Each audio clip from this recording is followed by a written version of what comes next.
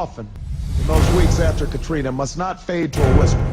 Those words have been caught in a tangle of half measures, half-hearted leadership, and red tape.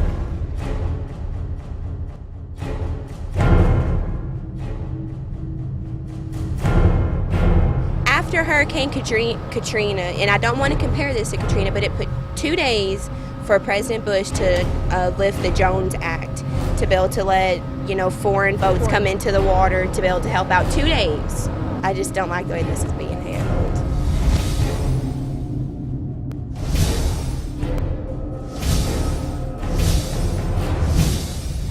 And we're going to continue to update the American people on the situation in the Gulf going forward.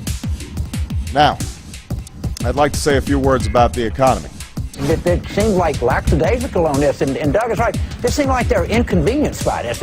Earlier today, DHS Secretary Napolitano announced that this incident is of national significance. My administration will continue to use every single available resource at our disposal.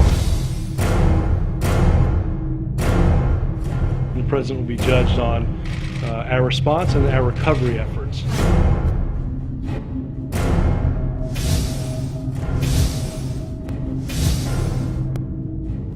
One of the reasons we brought the Coast Guard with us today was to see for themselves. The boom's not out there, the oil's coming in. It doesn't do us any good to have hard booms sitting on the dock. It doesn't do us any good to have skimmers sitting in trailers. They need to be deployed now.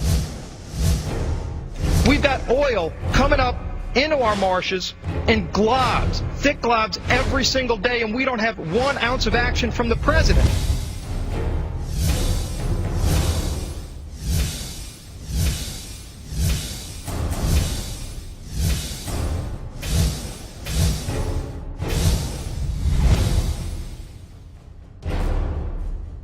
And the thing that makes me sad is it's never going to be the same.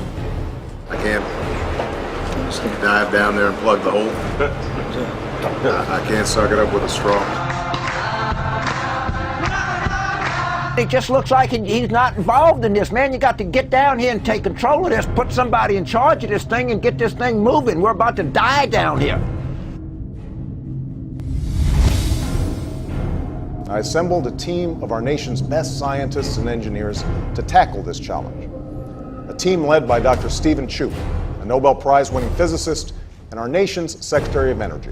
Why does he continue to say that the Secretary of Energy has a Nobel Prize? I mean, it's almost gotten ludicrous. Where was the how in this speech when the nation is crying out for how? I think it's interesting we have a blue ribbon panel now that's going to look into what went wrong. Can't we move a little quicker than that, than to name a commission? There wasn't any specificity to it. I'm going to revise my remark, Chris. I don't think he aimed low. I don't think he aimed at all about this. It's startling to have heard this, isn't it?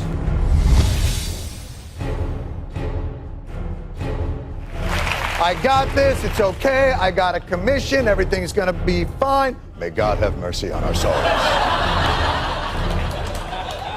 I mean, if this is a commission-based administrative problem, what's with the freaky talk? I think there was one bit of news there, and I don't know whether it's optimistic beyond belief, which is in the coming days and weeks, these efforts should capture up to 90% of the oil leaking out of the well. Well, that's the first I've heard of that. In coming days, we're going to have this thing capped. The thing that you come away with when you go down there is the lack of equipment.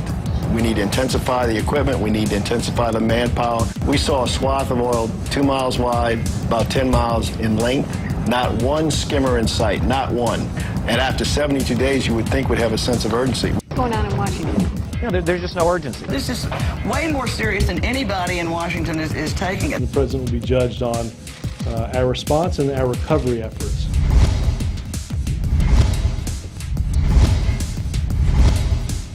It was the President's directive that we press the pause button. If that pause lasts longer than 30 days, 60 days, you put this industry at great peril because these rigs float. They can just as easily float off the shore of Africa, Brazil, as in the Gulf.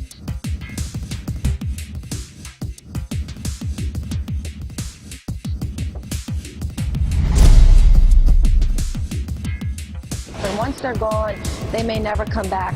The economic injury to the Gulf could be worse from the moratoria than it is from the spill.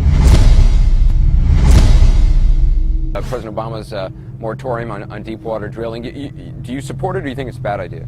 I think it's a terrible idea. That is the most idiotic, juvenile overreaction. It's an uninformed decision is what it is. And I don't know how many tens of thousands of wells have been drilled in the Gulf of Mexico since we've been doing it, but how many times have you heard about this happening? I think that's a pretty good track record. This moratorium is not going to stop anybody else. It's not going to stop British companies. It's going to hurt American companies.